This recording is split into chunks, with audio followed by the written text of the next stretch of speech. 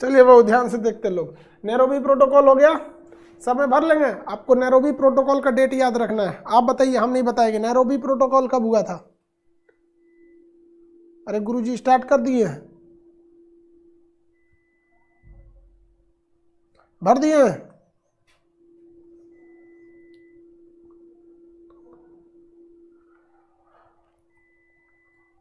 अरे कब हुआ था आप बताएंगे।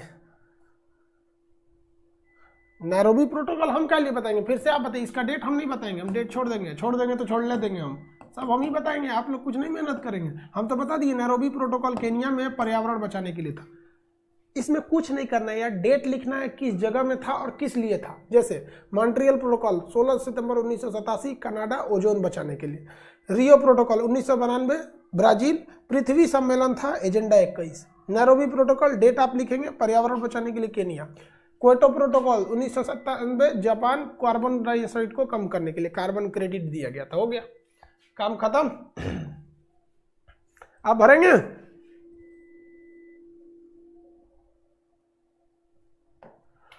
आप भर लीजिए इसको। अब आगे बढ़ते हैं। इस प्रोटोकॉल के बाद क्या है? यूएन। यूएन होगा इस प्रोटोकॉल के बाद। देखिए यूएनओ है प्रोटोकॉल के बाद। प्रोटोकॉल के बाद क्या है भैया? यूएनओ। प्रोटोकॉल के बाद देखिए, प्रोटोकॉल के बाद आपका है यूएनओ। यूएनओ की स्थापना 24 अक्टूबर 1945 को हुई थी। 24 अक्टूबर 1945 को किसकी स्थापना हुई थी? यूएनओ की स्थापना हुई थी। ये यूएनओ का मुख्यालय कहाँ है? ये न्यूयॉर्क में है। यूएनओ का मुख्यालय कहाँ है? न्यूयॉर्क में। कब स्थापना हुई थी? 24 अक्टूबर 1945 में। यूएनओ में कितने सदस्य हैं बताइए? इसकी तो स्थापना 24 अक्टूबर 1945। कितने सदस्य हैं? 193 सदस्य। कितने? 193। सबसे नया सदस्य कौन है, यानी जो 193 में? दक्षिणी सूडान, साउथ सूडान। दक्षिणी सूडान ये है भैया सबसे नया सदस्य। यूएनओ का सबसे नवीनतम सदस्य दक्षिणी सूडान। देखिए अब यूएनओ में ना पूरी दुनिया को कंट्रोल करती है यूएनओ। जिस तरह से भारत में संसद है ना, तो पूरी दुनिया में यूएनओ है, उसका नियम पूरी दुनिया में चलेगा।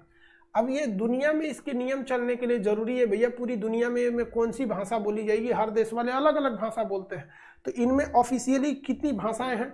तो भाषा जो है वो ऑफिशियली इसमें 6 भाषा है। आप इन 6 भाषा में से कोई एक चुन लीजिए।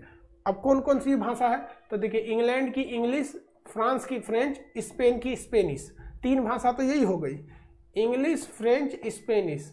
इंग्लिश फ्रेंच स्पेनिश 3 तो यही हो गई, इंग्लिश फ्रेंच स्पेनिश। ये मिडिल ईस्ट में पूरा में अरबी भाषा बोली जाती है, तो अरबी।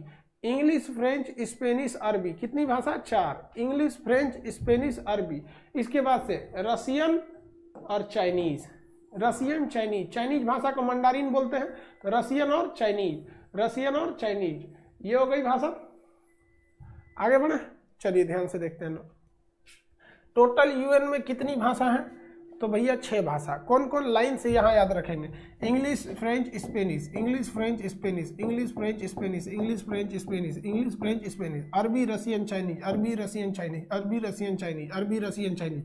नक्शा के हिसाब से बोलना है, जैसे दिमाग में बनना चाहिए। कैसे दिमाग में बनना चाहिए? आज बंद करेंगे। हाँ, इंग्लिश फ्रेंच स्पेनिश, ये 3 तो यहाँ हो गए। यहाँ पे अरबी, यहाँ रसियन और यहाँ पे चाइनीज। आराम से ऐसे इस टाइप की भाषा।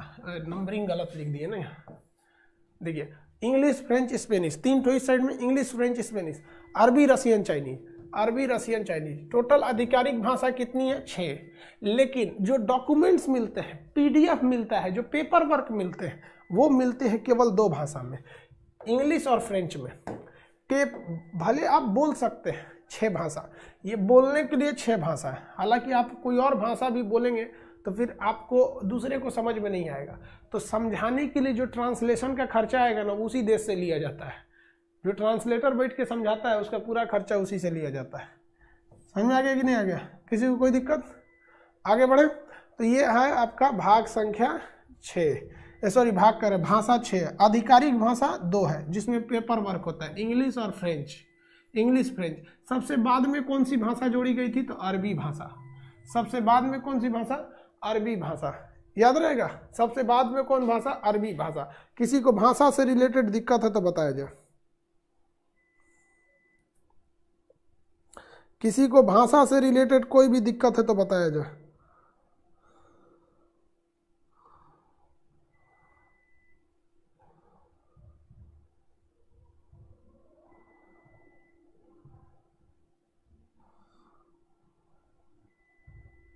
किसी को भाषा से दिक्कत है तो बताया जाए।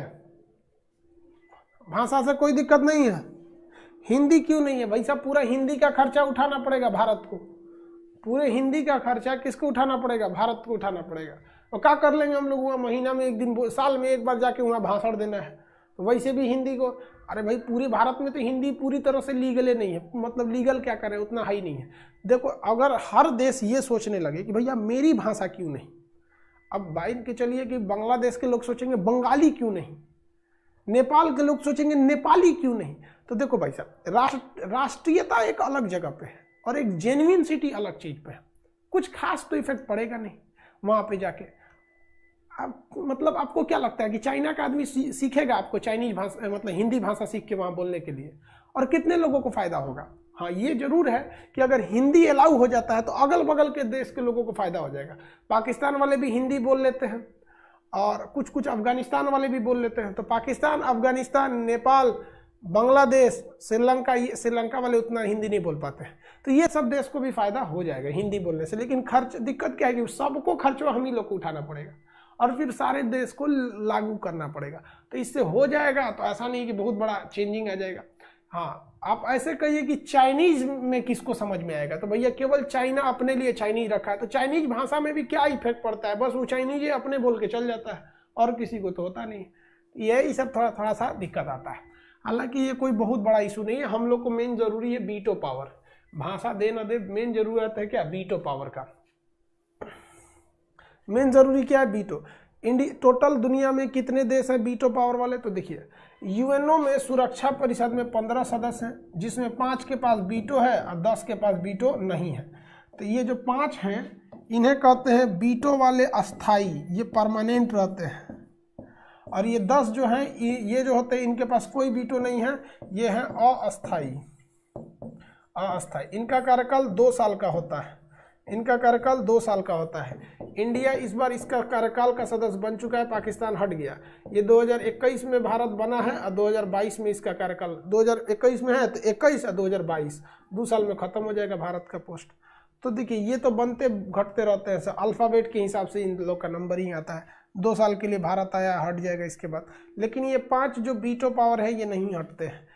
जब तक ये 5 किसी चीज़ पर रेडी नहीं होते हैं वो विधेयक पारित ही नहीं हो सकता।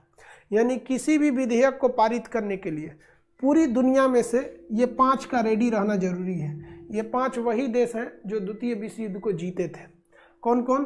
तो पहला अमेरिका, दूसरा ब्रिटेन, तीसरा फ्रांस, चौथा रसिया, पांचवा चाइना। तो टोटल कितने देश के पास वीटो है? 5। कौन कौन? यूएसए, अमेरिका, ब्रिटेन, फ्रांस, रूस, चाइना। अमेरिका, ब्रिटेन, फ्रांस, रूस, चाइना। अमेरिका, यहाँ देखिए दोनों एक पास, ब्रिटेन, फ्रांस, रूस, चाइना। अमेरिका, ब्रिटेन, फ्रांस, रूस, चाइना। देखिए ब्रिटेन फ्रांस एक दूसरे के दुश्मन रहते हैं सब, लेकिन लगता है ये दोस्त है। रूस चाइना एक दूसरे के दुश्मन है लेकिन लगता है कि दोस्त है सब। अमेरिका को किसी से मतलब नहीं। ये लोग ससुरे अलगे दुनिया के हैं। इन लोग का एक अलगे दुनिया है। पूरी दुनिया में मार कराओ, हथियार बेचो। पूरी दुनिया में मार करा दो, हथियार बेच दो, कोई फायदा नहीं होता है। समझ में आ गया कि नहीं आ गया? कोई दुनिया में कोई फायदा नहीं होता इन लोग से। टोटल कितने देश? हाँ, इनका कहना सर चाइना सेकेंड वर्ल्ड जीता था। नहीं भैया, देखिए चाइना ने हमला किया था जापान के ऊपर और जापान में ये जीता नहीं, लेकिन जापान पे परमाणु बम पटका गया, बस जापान पे ये हावी हो गया।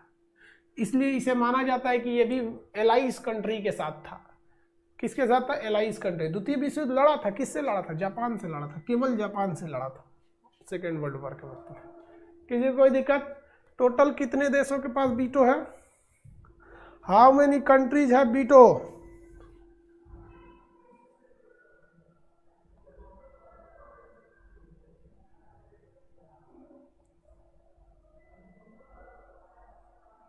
अरे टोटल वीटो कर रहे हैं।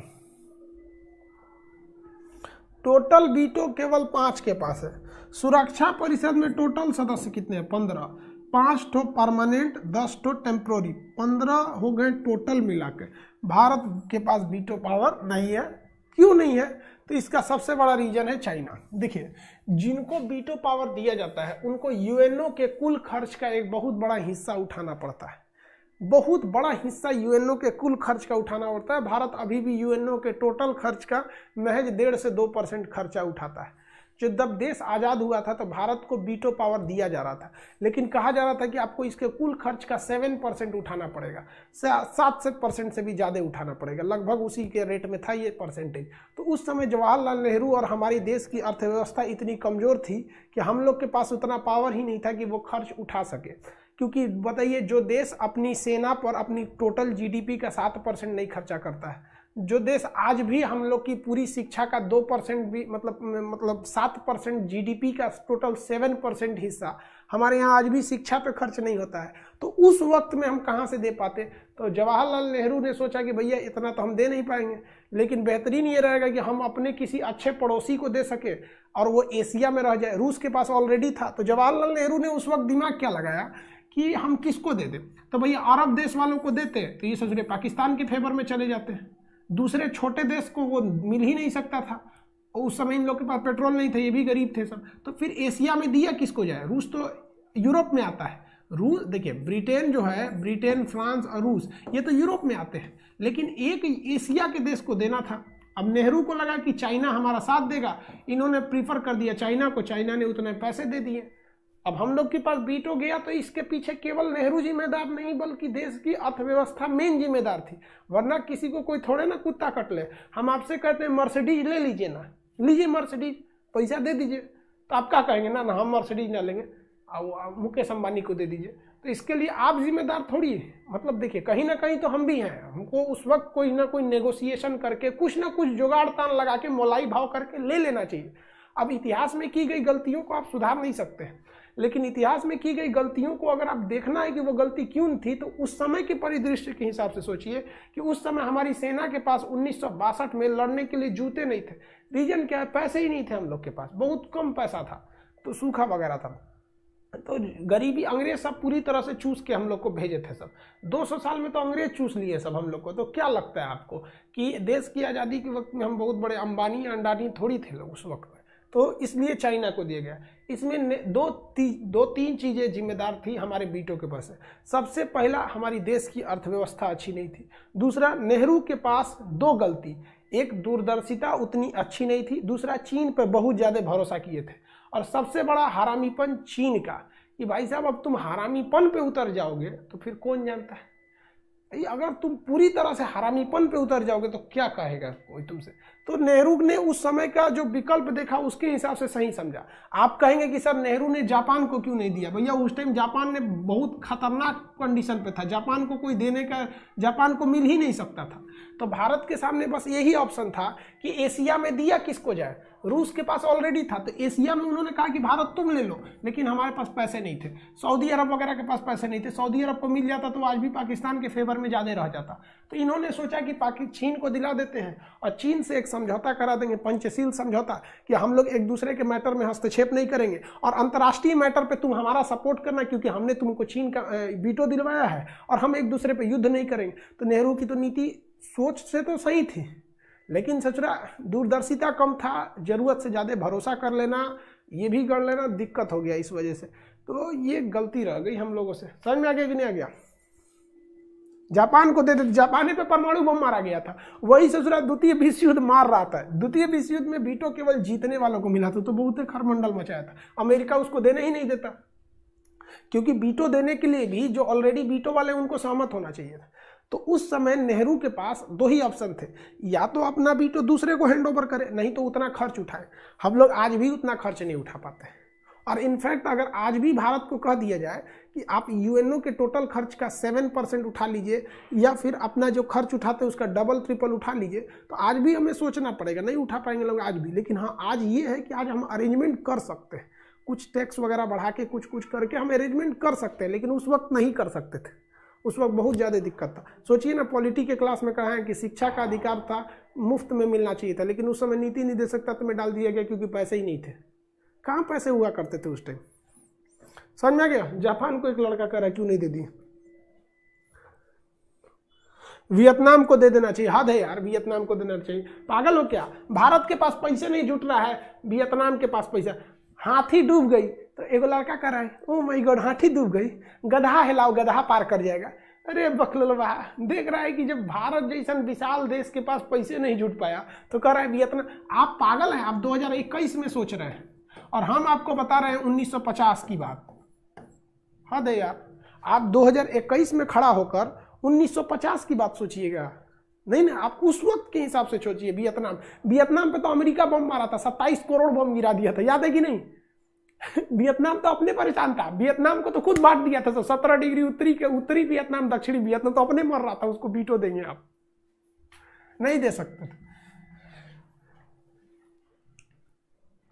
वियतनाम अभी कोई कहेगा कि मालदीव को क्यों नहीं दे दी, श्रीलंका को क्यों नहीं दी? अरे भाई साहब, भारत जैसा देश जब टेंशन में आ गया तो एशिया, देखिए रूस हटा दीजिए, रूस एशिया में नहीं आता है।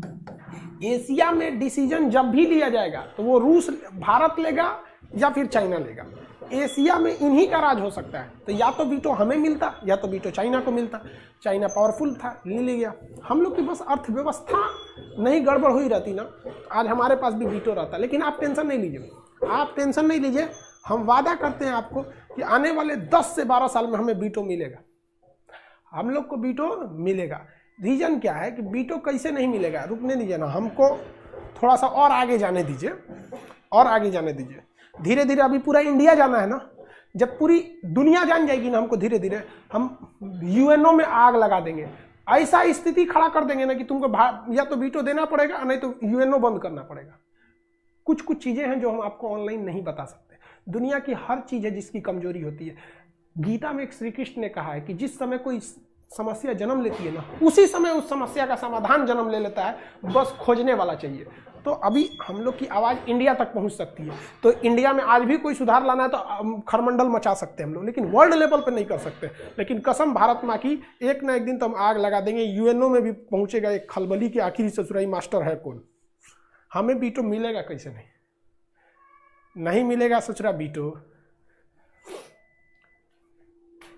मिलेगा बाबू, टेंशन नहीं लो। अभी आप लोग का बहुत बड़ा समर्थन रहता है, आप लोग का इतना स्नेह प्रेम रहता है। धीरे धीरे हमें पूरे इंडिया जान गया ना, जब जिस दिन वर्ल्ड आएगा हम तो यूएनओ का एक एक कमजोरी खखोर खखोर के पूरी दुनिया को बता देंगे। तो यूएनओ हमसे यही कहेगा कि भाई तू मास्टर चुप हो जा। हम कहे 21 साथ पे चुप हो तो भारत को वीटो दे दूँ, नहीं तो तू अमेरिका, ब्रिटेन, फ्रांस, चाइना, तू लोग इराक में क्या क्या काम किया, अफगानिस्तान में क्या क्या किया, वियना संधि का कैसे उल्लंघन किया, या फिर वासेनार अरेंजमेंट का कैसे उल्लंघन किया, सब बता देगा आदमी। हंगामा करेंगे। उसके पास 3 ऑप्शन रहेगा, या तो यूएनओ बंद कर, या तो वीटो दे, या तो हमको उड़वा दे। चलो ध्यान से समझते हैं।